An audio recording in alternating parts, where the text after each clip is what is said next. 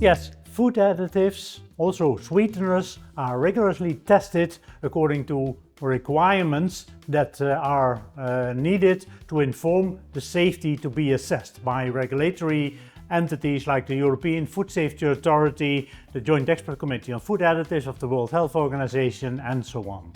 So the test program is there in order to collect all the data that are needed to inform the safety to be assessed.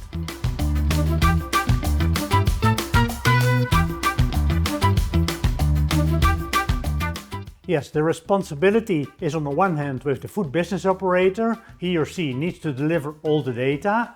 Other entities like the European Food Safety Authority have the responsibility to independently assess all the safety data and come to a final conclusion, a final verdict that they are safe under the proposed conditions of use.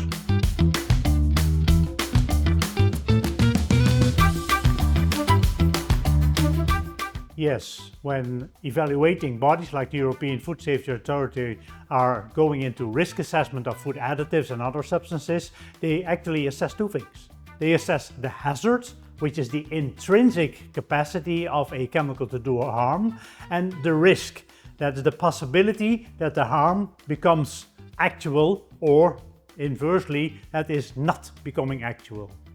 So hazards and risks are two connected, albeit completely different aspects.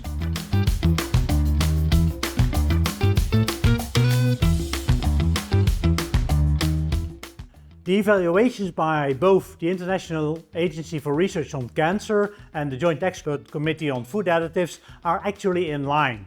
The International Agency for Research on Cancer concluded that aspartame is possibly carcinogenic. The Joint Expert Committee on Food Additives assessed the risk, unlike the hazard, and concluded that the actual risk of a carcinogenicity of aspartame is nil, is absent.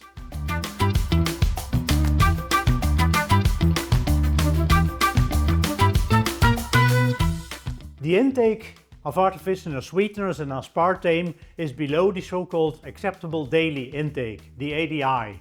The ADI is that level that is without harm if you consume it day after day during an entire lifetime.